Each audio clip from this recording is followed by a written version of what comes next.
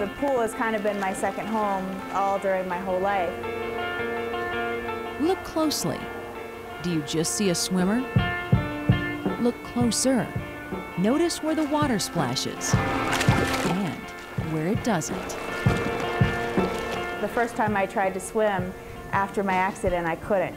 My body had changed so much and I wasn't used to, dragging my legs instead of being able to kick, and it was like I was doing a whole different sport. 6 years ago, Trisha Downing was struck by a car while riding her bike. The result? A T4 spinal cord injury. My injury is at chest level, so I basically am dragging around 2/3 of my body with my arm strength. Her strength in the water is incredible, but this 37-year-old isn't a single sport athlete. She also trains on a hand cycle and on a racing chair, using 2 hands to master the 3 sports of triathlon. I kind of had that as a goal in the back of my head. I didn't really know that it would be possible or that I could really do it, but I always thought of doing it. In October, Trisha became the 2nd female paraplegic to compete in the Ironman Championship in Hawaii. I'm a competitor, I'm an athlete. I'm always going to chase something. She backstroked the entire 2.4-mile swim. And she rode 92 of the 112-mile bike portion before a mandatory time cut plucked her from the course. Initially, I was a little bit upset to be pulled off the course, and I had a lot of time to think about the time cuts and is this fair?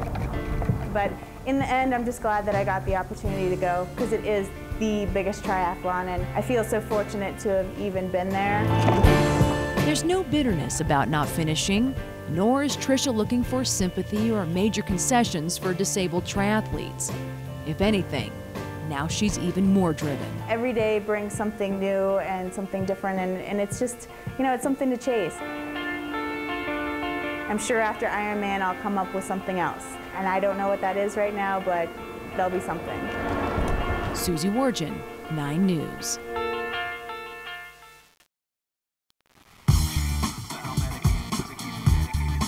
As soon as the starting gates drop, the race is on, and this sport is unlike any other skiing event. It's chaotic, the starts are super intense, it's every man for himself. Ski cross is motocross on skis, and the first to the bottom of the hill wins. You're just getting tossed in the air, trying to be the first man down. It's a blast. 2 favorites on the U.S. team are Darren Rolfs and Casey Puckett. You might recognize their names from their lengthy and sometimes frightening downhill careers. I've been a downhill racer my whole life, decided that was enough. I want to get into free skiing, and the ski cross thing was pretty attractive to me. I'm just a competitive guy, and I love the competition, I love skiing. These fierce competitors are now friends, training together and even giving each other tips. Darren and Casey certainly feed off of each other. They're always talking with each other on how their starts can improve. They are certainly using each other as assets. Even though at 36 and 37 years old, Rolfs and Puckett might be 2 of the oldest competitors on the ski cross course in Vancouver, they say their vast experience gives them the edge they'll need. My whole life has been geared towards ski competition. Fans already love this new Olympic sport, in part because of the exciting crashes. Rolfs and Puckett say they have a plan to deal with those, get out in front fast, so any crashes will be behind them. You have to be really smart as far as when you're in the pack and you're trying to get past. You don't want to get tangled up. To get tangled up, you can go down. They'll keep training together and supporting each other, but if these 2 end up competing against each other in the finals, the gloves come off and only the best will win. For the Olympic Zone, I'm Dan Weaver.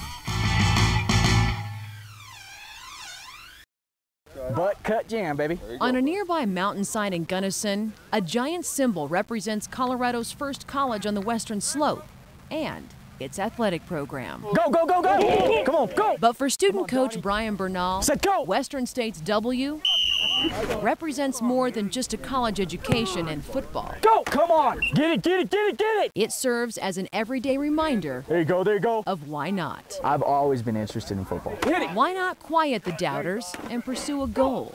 I just love the sound of pads hitting each other. Go! Why not tolerate the pain and do what he loves with a smile? My mom and dad always told me, do what you want to do. Don't let your disability, hinder you from doing what you want to do. Go! Job done. I have spastic cerebral palsy. Set, go! I've had it since I was born. It's a neurological disorder that affects people in their extremities. Go! Not communicating clearly with his legs for 23 years hasn't been easy. I've had 28 surgeries. I'm 23 years old. I've broke my back twice, and I've had 2 major back surgeries as well. Come on! But Brian's not complaining, just stating the facts. Get up there, set, go! He'd much rather walk and talk football. Set, go! In high school, I managed our football team at Lincoln for 4 years, freshman year on to my senior year. Unfortunately, high school equipment is different than college. Despite every intention of managing at Western, Brian's CP made a decision for him. Physically, to get a college team ready to go on the road, or much less here at home, it's very difficult, very, very difficult. Physically, I just could not do it. Whoa, 11, hit! Enter head football coach Jeff Zenisek, who saw something else in Brian. Set, go! And threw out an idea. He said, I think we might be able to use you somewhere. I said, really? He said, yeah, why don't you come out and try coaching? I said, excuse me? Because that never crossed my mind. He was very dedicated. He came in during 2 days. When we reported, he reported as coaching staff and not as a players and not as a manager. Come on. He really does want to, get into this profession. Hit, Kurt! Hit, Kurt! Hit, Kurt! A student member of the football coaching staff, a position Brian never imagined he could hold. Set, go! And a profession he never wants to let go. I got to prove not only to myself, but to those that doubt me that I can do it. Because I can. There you go, there you go. Why not? Susie Wargin, 9 News. He's the heavyweight. She's the technician. Both are going to the Olympics as a couple. Natalie Woolfolk and Casey Bergner are engaged, in love with their sport and in love with each other. Fate and their fathers, who knew each other, tossed them together. And then I met him, and he's pretty cute. At first, they weren't sure that both of them were going to make it to the Olympics. At the recent weightlifting trials in Atlanta, Natalie won her spot. In the 63-kilo class, Natalie Woolfolk. But Casey was struggling. I was psychotic watching him. I was sweating, I was crying. So he knew what he had to do, and he was the last lifter, and he put it on the bar, and he had to scare us all. He missed it the first time and made everybody kind of freak out. The timing was a little off. I had been waiting, I think, close to 10 minutes, and it was a big jump for me. So when I missed it, it was just some minor things, but once I felt the weight, I knew I was going to get it. Casey collected himself and made the lift, to the complete delight of his bride-to-be. So he came back out and he did it, and I freaked out. It was awesome. It was beyond cool. That's whenever I let loose, and I was extremely excited because I was going and he was going. In a sport that's not easy, Casey has just grown accustomed to doing things the hard way. His proposal, for example, came during a break in the World Championships in Thailand. He talked Natalie into a ride through the jungle on an elephant. We're going through the jungle, and Casey starts saying how much he loves me, and I'm like, I don't know what you're talking about right now, because I was completely distracted. Anyways, and then he proposed to me, and then I got it. And I was really excited. They are special in many ways, but on the U.S. weightlifting team, as far as couples go, yeah, for the Olympics, we're the only ones. Wedding bands may not be the only gold in their futures. On the road to Beijing, Mark Kobrick, 9 News. Red Angus. Yeah, they're maybe a little bit nervous, but they're fine. This is the group of sale cattle that we've gathered up to sell here now. A lot of the breeders here come from long ways across the United States to come to Denver Stock Show. Hey, we're looking for the best one that's here that'll fit into our herd. There's more to it these days than just looking at one. It's kind of like picking out your wife. Maybe if you just go on looks alone, you might get fooled. It's kind of like we are. When we go to town, we kind of like to have a fresh haircut and wash our hair, and we do the same with these cattle. These cattle that go through here are for breeding value. This is why we raise cattle, is to sell them and make our living at it. That's how we've done it forever in the cattle business, is we put them up for auction. Now 6. Ladies and gentlemen, the auction's underway, and what are you going to get? 10, 11, 11,000. It's a big way of life here in Denver. Don't stop now. $22.5 It's kind of like poker, you know, you don't want to play your cards too quick. That's right. It's a once-in-a-lifetime opportunity for you as well.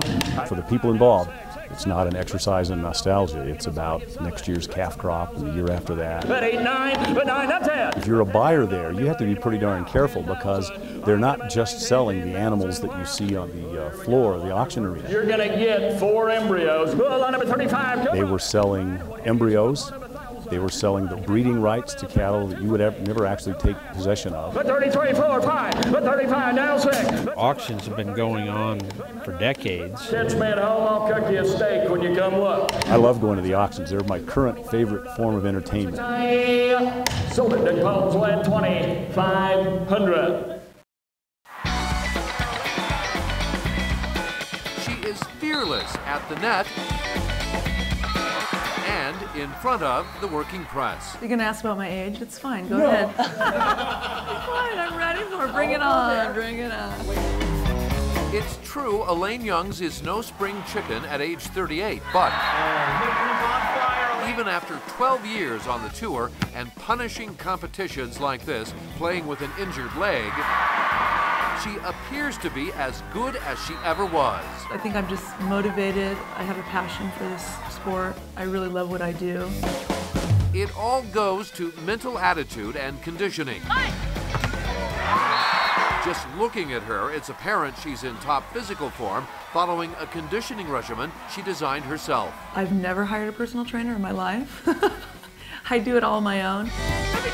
Her partner, 6'2" Nicole Brannig, has never been to the Olympics, but says she has great chemistry with Youngs, a key component in this sport. We teamed up at the end of 2006, so we still had some international events that were important, so didn't have a lot of room for any fights. But there were adjustments that had to be made. It took some time because when we got together, we both were playing the left side, and I've played both sides in my career, but it was more figuring out exactly what was going to be best for us. And now they're hoping it continues to work in the sand in China.